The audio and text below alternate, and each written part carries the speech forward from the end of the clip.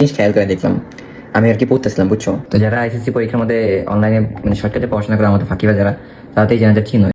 তো আমি খুঁজতে খুঁজতে মানে জানতে পারলাম যে 1 মিলিয়ন একটাতে বিয়ে হয়েছে। তো আমি চিন্তা করতেছিলাম বাংলাদেশে কত পার্সেন্ট স্টুডেন্ট নাকি ওনার কাছ থেকে ক্লাস করতেছে। এখন 1 মিলিয়ন তো ভালোই নাম্বার লাগতেছে, বাংলাদেশের কত পার্সেন্ট হইব?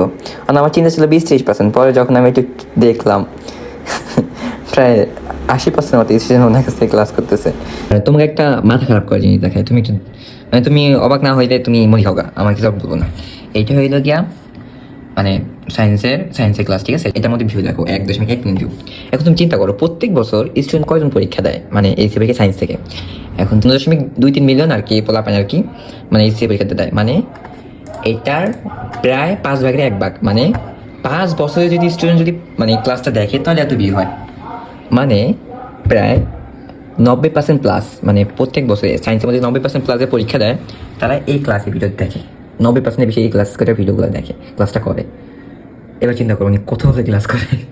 আমিও করি। আর যারা এই চ্যানেলটা জানো না তাদেরকে একটা জিনিসই বলবো, তুমি করো নাকি, হ্যাঁ পড়াশোনা করো তুমি। এত সুন্দর করে বুঝাই দেয় সব কিছু, আর এই ছবিটাকে যা লাগে সবই দেখায় দেয় এটার মধ্যে।